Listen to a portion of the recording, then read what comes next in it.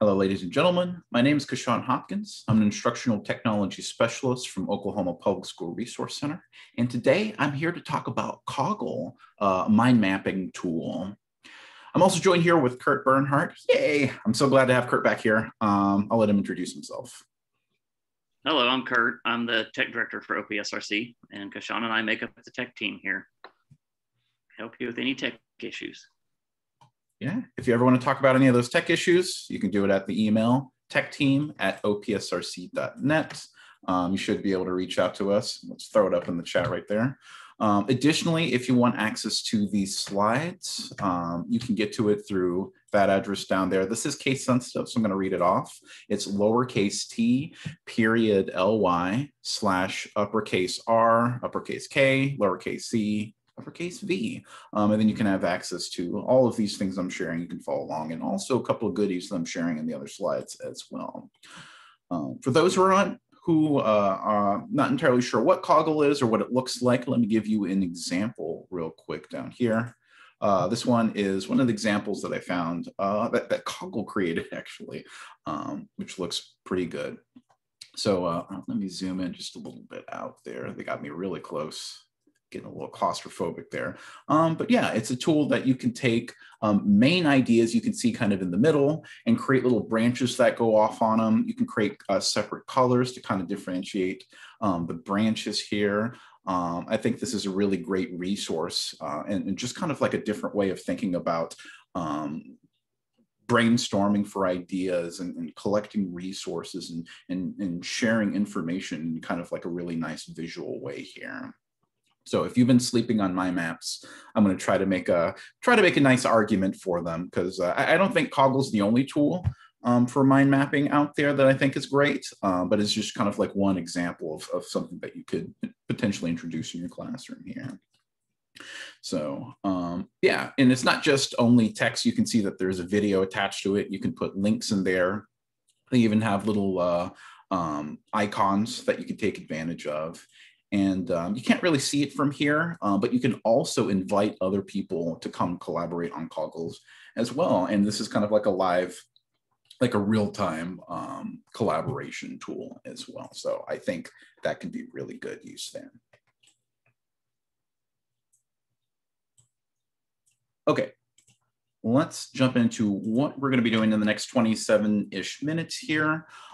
First of all, I'll talk a little bit about what we're going to try to do here and through my objective, and then talk a little bit about technology integration. I'm just kind of laying the foundation here on some things to consider, how to introduce pieces of technology with purpose. I think this will kind of set the stage for when we get to the tool itself. I'm going to just kind of talk about a few aspects of it and then kind of tie it into some ISTE standards to kind of help align that in a purposeful way. Next, a bulk of what I'm going to try to do here is do a little bit of showcase of the tool, show you how to get signed in, show you how to go in and mess around with a few things in here. So we'll do that.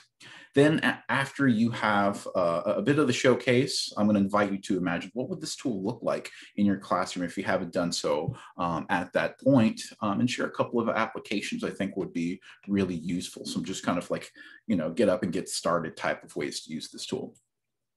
And then finally, I'll wrap it up by sharing a couple of links here, some extension activities or activities of things you could do to retouch on some of the things I'm already going to talk about here, share a link to the evaluation, and answer any questions at the end. So with that, let's jump in. First, my objective. After this training, teachers will be able to integrate Coggle in their classroom to help students organize information and help them achieve their learning goals. So here's the key right here, being able to organize that information. And I think that's really key in a time where, students, they have a ton of information. In fact, not just students, but everybody in this time has access to tons of information, and just being able to put it in a way that is meaningful, that you can kind of see the relationships between different separate pieces of information can be really powerful, especially in the classroom here. Now, something to consider as a way to integrate technology. There's lots of different ways to do this, but I'm going to recommend the SAMR model here. I think the idea is whenever you introduce a piece of technology in your classroom, there's a cost to it. You have to, spend time and resources to get in your classroom to train, not only train yourself, but train your students as well. And also you want to actually introduce it in a purposeful way. You want to keep in mind, what learning goals am I achieving here? What kind of results am I trying to get out of this?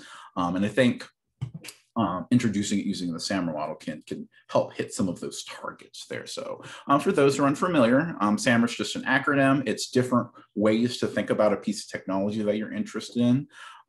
In these different tiers here, like for example, the S tier, substitution is using the technology as a direct substitute. For augmentation, you're taking advantage of a particular function of the technology to make an improvement. At the modification step, you're designing a full task around the technology. And then at the final step here, redefinition allows you to create a task that wouldn't be possible without it. So I try to encourage people to work at this transformation step, but this kind of works at a comfort level, I think. If you only feel comfortable with the tool to use it at the substitution augmentation, totally fine. But I just keep trying to encourage people to think about different ways to use this, because you could fit this tool in a bunch of different categories at the same time. So I'll come back to this a little bit later, just to kind of tie it together so you can see it under the umbrella of Coggle. I want to spend a little bit of time just talking about the tool itself. First of which, a question I'd love to answer is, what is it? I say it's a digital mind map creation tool here. Where can you access it? You can do it through Coggle. That's 2gs.it. In fact, that is where I'm going to be a bit later. So I'm going to put in the chat there. So you can access it. And then finally, why use it? And I'm going to try to answer this through the ISTE student standards here. Although I bet it could meet a couple of the education ones as well. I do think it hits the two categories of knowledge constructor, of course, and global collaborator, because it's a tool that you can use with other students as well, and I think it works nicely with that. But the standard I feel like it hits the best is the creative communicator tool here. You're able to create original works. This part right over here, I think, is like really where you can get a lot of value, is communicating complex ideas. Because instead of, having students, like for example, you could have them take notes, and instead of having them like kind of copying and trying to memorize whatever is being said here, you can kind of shift this in a way that students are trying to make meaningful connections between different ideas here. Yeah, I think this is a real good way to do this. And then of course you can publish content as well. This can be published publicly, or this can be published privately, and you can just have students share with each other. So there's just a couple of things to keep in mind as we're exploring these tools here. All right, I'm going to jump into the tool itself. Coggle.it is where we're going to get started here. So let me click on that and get ourselves logged in here. So yeah, right on the front page, you have a nice little introduction video. It's really short, it's 1:30. It kind of shows you around, which is what I'm about to jump to in a minute. And you can also click sign up now to kind of get yourself started. If you already have a Google, Microsoft, or Apple account, you can log in through either one of those as well, or you can start with your own account as well. Other things to keep in mind before we actually log in and play around with this tool is if I click on pricing, you can kind of see what the idea is, what free accounts get under there. The one thing I do want to highlight here is the fact that you can only have 3 private diagrams. The rest need to be published publicly so people can search for it. So please try to keep the kind of restrictions. If you delete private diagrams, or if you make them public, then you get those the 3, like whatever private diagrams that you spent on there. So I'll show you a bit of that later. The other thing that I think is worth looking at on the top right-hand corner is the gallery button up here on the very top right. And from here, you can see a lot of different Coggles that are already created. This is how people can search publicly created diagrams. You can get inspiration. You can pull these in as templates. You can use them as examples. But there are tons of really great examples out here. And you can share any of them out. You can see that they're already ready to be tweeted out or shared. I think this is worth taking a look through and just kind of scrolling through and seeing how other people are using this tool in really fun and cool and dynamic ways. You can see all sorts of lovely colors and boxes and whatnots. Okay, you could go through that forever, pretty much. But I'm gonna log in here. So let me go through my Google account here and jump into it. Okay. So we are at the dashboard now. So this is where I can click on any one of these boxes and access any Coggles I've created before. I'm going to start fresh with you all. At the top left-hand corner of my screen, you could see my information, my profile information. I can see that I've used 2 out of 3 private diagrams. So if I delete one of these private diagrams or turn it public and refresh that page, you can see that I've gotten one of my private diagrams back. So awesome. Additionally, you can scroll through these other folders down here. So I'm in the created by you folder, but I could also switch to shared with you for anybody that's invited you to collaborate. You can search through the gallery. So same gallery as I showed you before, or you could create a folder, which is really useful if you already have an idea of who you're going to collaborate with. Like if you're paired up with a partner or something, or a small group and you need to share a couple of different Coggles maybe. Something you could do is create a folder, then go to the top right-hand corner where the plus button is and invite somebody in there. So let's throw my personal email and click send. And from here on out, any mind map that I create inside of this folder will be automatically shared between these people. So I think this is good if you need to invite people into kind of like a short group setting here.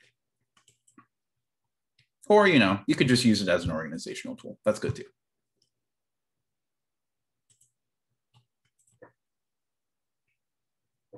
All right, let's create a diagram here. So I think it's real easy, and there's lots of little functions that you can use to make it a little bit more robust.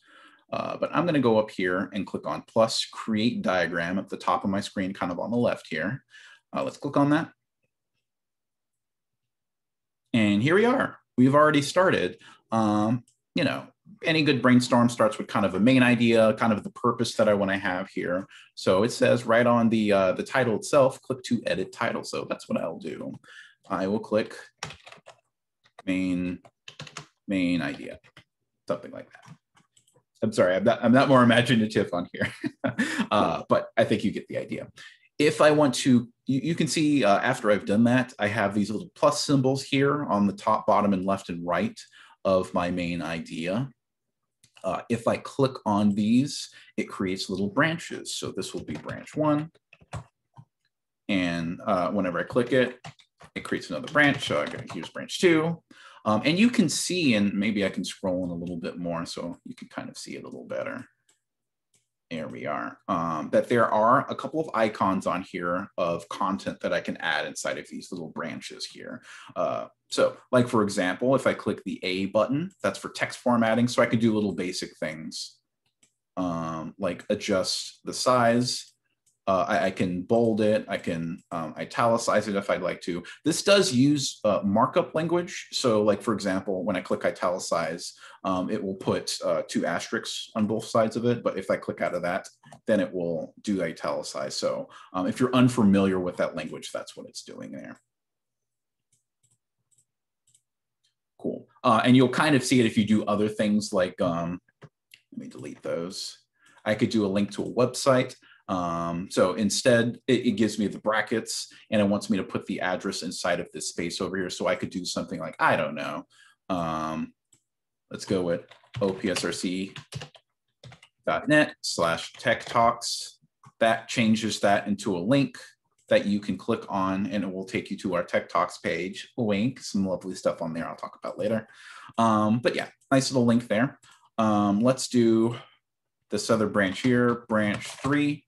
And slap an image in here. Oh no, I forgot. I don't know where anything is in on my stuff anymore. Oh, yeah, this is probably good. The screenshot. Wait, nope, none of that. Okay. Sorry, I've recently changed some things on my computer, so I'm trying to figure out where everything is. Nope, none of that. Okay, I don't have a picture anymore that I used to, but I imagine you can get the idea that you can shove pictures in there. Okay, and then lastly, over here, this little lightning symbol. If you want to slap an icon in there, they have some pre-made ready icons that you can use to denote things on here. So yeah, this post is fire is what I want to put in there. So let's put fires on the end of that. And I can even just type that in if I want to. That way you can put in some of those emojis in here just to kind of change things up. Okay. I didn't mention it. I've just been kind of doing it, but if you left click in this empty space, you can drag and move this around. If you right click in the empty space, you get a little radial menu. So you can do things like click and drag this little magnification symbol, click and drag it, and you can zoom in and zoom out on something like that. There's also hotkeys that you can use. Like for example, if I think it's shift, nope, control. Yeah, control and roll my mouse wheel. I can zoom in and zoom out. The only reason why I know that is on the bottom right-hand corner, I can click this question mark symbol, this green question mark symbol here. And you can see that there's a couple of lovely little hotkeys. So if people get comfortable with this, they can start using some of these actions that are here as well. All right. Now, I've created a little bit of a diagram here, but let's say, for example, I want these branches to branch off even further. So you can see, let me just zoom in a little bit to make it a little easier to see here. If I click on the plus symbol on the branches that already exist, it creates more branches. So I'm going to call these stems, stem 1. I'm sure there's a language for that. And if I click on the plus symbol back on branch 1, I can create more stems, stem 2, stem 3, so quite easy. And I can even move these around, like all this is movable. If I click and drag the plus symbols, I can move them around and adjust them however I'd like. I can even click on these little dots on the arrows, on the lines themselves, and adjust them so you can get really specific. Oh, yeah, I know, I get it. You can get really specific with that. Okay. But don't do it too much, otherwise you'll get a little pop-up that says you should upgrade. Some other things to keep in mind. I can right-click the stems here or the branches, and I'll get another radial window with slightly different options. Just to point out a couple of them, on here I can click on this little color palette symbol here, and if I want to change the color of any of these stems, I can do that real easy. Just you right click, choose your style. The inner circle is free stuff. The outer circle stuff is something you need an extra account, a paid account for. So keep that in mind for that. If you click the X, you delete a branch. If you click this bottom left button here that says drag to transplant branch, this is a way that you can take a branch and move it to different space. So what I mean by that, let me show by doing, let's say, for example, I want to take this stem down here. I'm going to left click, I'm going to click. So when it says drag, that means they want you to click and hold it. So I can rip that out of there and make it a part of this branch down over here. Oh, it's doing something fun there. Okay, let's do it up there. Yeah, awesome. So I can rip that. This can be really useful if somebody's like kind of free form taking notes and they don't know exactly where it connects. To show an example of that, let me right click the empty space. I'm going to click add a label. So I'm going to say freestanding text here. So I'm pretending I'm in class, I'm taking notes, I'm just kind of jotting down some of the main ideas. And I realize this is making connection to something that's discussed in branch 1. So I'm going to take this box, I'm going to right click it. I'm going to click and hold to transplant it, and then I'm going to connect it to branch 1. There we go. Pretty nice. And I can even branch off this if I'd like. So there's lots of different options that you can do to kind of connect here. Let's see, what else? I'm gonna right click this. You can choose shapes, top left-hand corner. So you can give these little boxes that you can connect to, easily change those, really nice. You do have limitations on that as well, but just keep that in mind.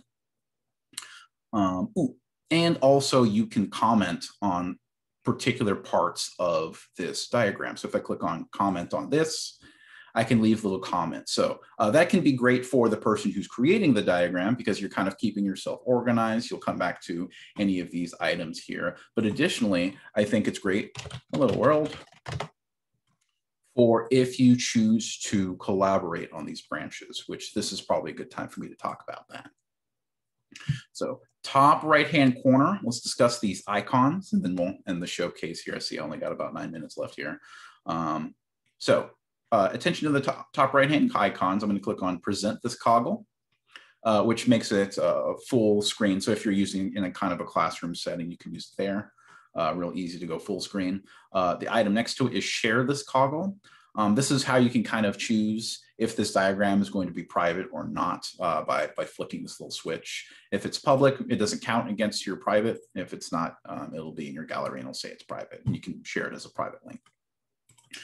There is also a couple of different ways that you can share out this diagram. You can click and get an embed code. So good if you want to put this diagram on a website or a blog or anything like that. There's also share to Facebook and Twitter, which I think it can be a good way to get some feedback from the public.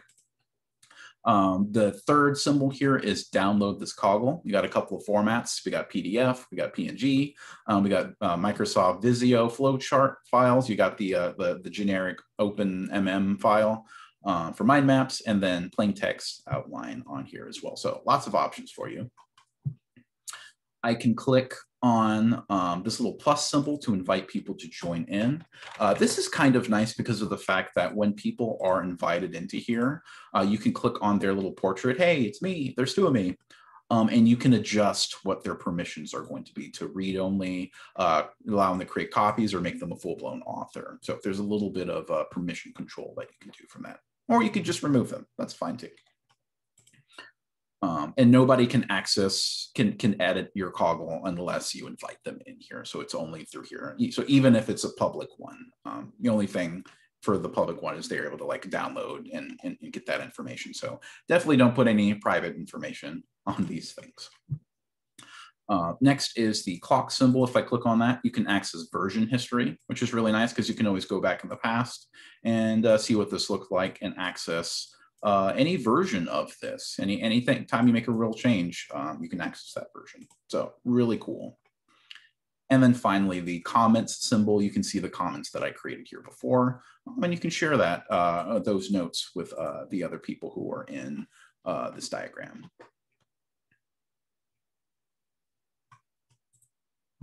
All right, lots of goodies. I'm trying to figure out if I forgot anything, but that's probably good for now. I recommend that you just go in here, just start playing with the tool, get comfortable with it, and if you introduce in your classroom, give your students an opportunity to just play with it, make a mess, create these crazy little branches, maybe have them draw some kind of crazy figure with it or something. I don't know. Have them have fun so they have an idea of the functions of it before they actually apply it to something like a project or whatever you want to use this for, or even have them use it as take notes using it.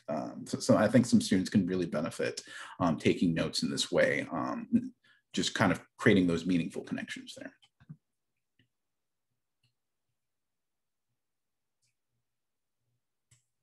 All right.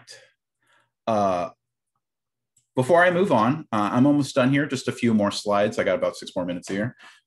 First of all, I want to say thank you so much. If you've been following along up to this point, I appreciate it. I'm hoping this tool speaks out to you. And even if this specific tool, there's a few things you don't like about it, I highly recommend that you take a look at some kind of a mind mapping tool because just kind of embracing a tool like this, you're inviting the idea that you're taking the focus away from the teacher and shifting it to the students here. And I think as scary as this can be to switch your approach here, I think it's liberating, and I think it's empowering. It's saying that the students, they're responsible for constructing the knowledge, and they're given kind of the power of learning here.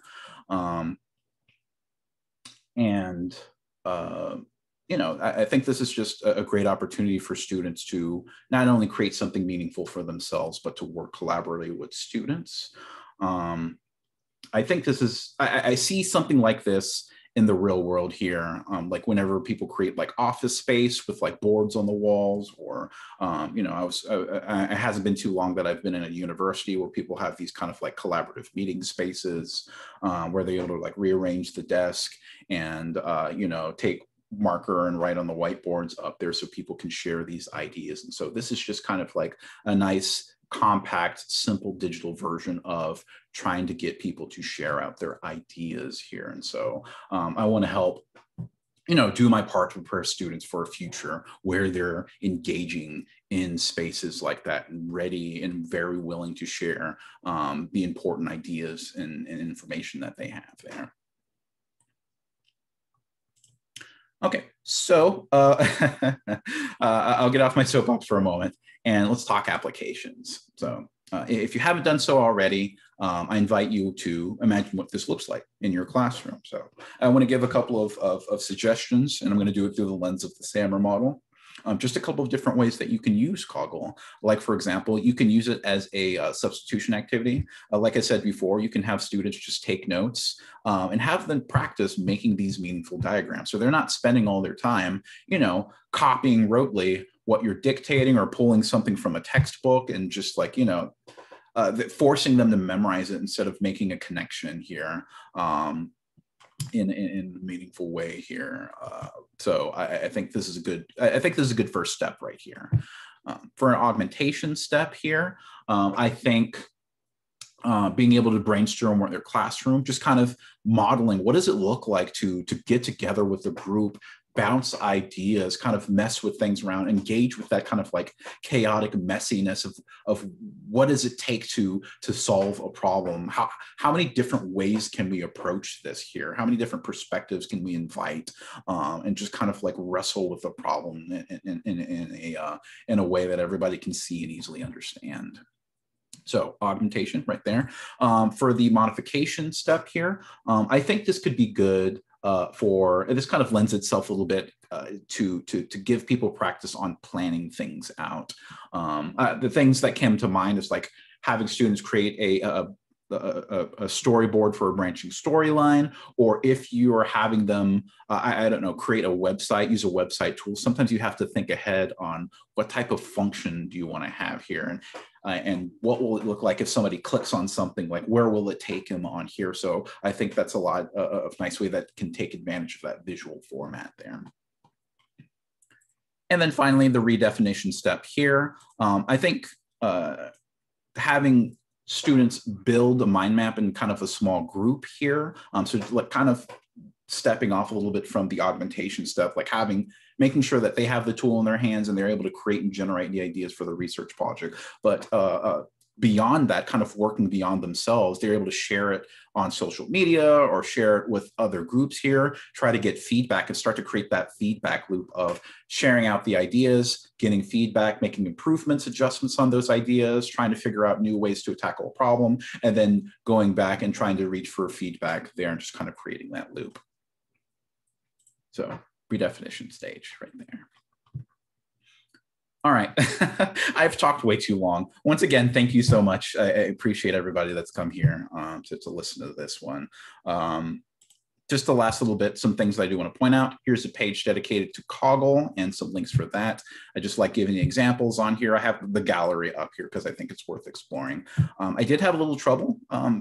I feel like I had a little trouble looking for resources for this link, so I issued a challenge. If this is a tool that works for you, go out there and create some high quality open resources. I think this is a real a need that I see that people can easily fill in here if they feel confident in this tool.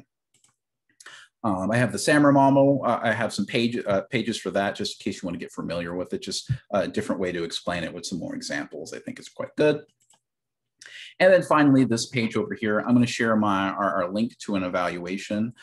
If you could just take a moment or two to answer a couple of questions, click a couple of dots here. It won't take long. It's just a little one page with a couple of things you can click and fill out. I would really appreciate it. I know Kurt would as well. So yeah, speaking of which, thank you for joining us. My name is Kashawn Hopkins. I'm here with Kurt Bernhardt. Together we make the technology team, which you can reach out to us at techteam@opsrc.net. I have a link to the slides, but I'm going to use just one more minute. So just stay with me for a bit, if you can, to go to opsrc.net/techtalks, because from here, you can access other things like what I'm doing right now.